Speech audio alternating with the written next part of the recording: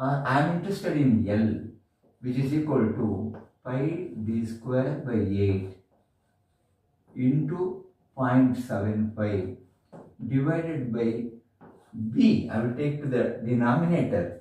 Friends, generally, if B is the width, D is the diameter, the value of this B will be 1/4 the shaft dia.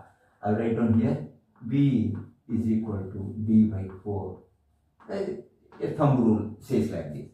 So with this, I can just put it as D by 4. Friends, if you simplify this, you will get L is equal to 1.178 times D.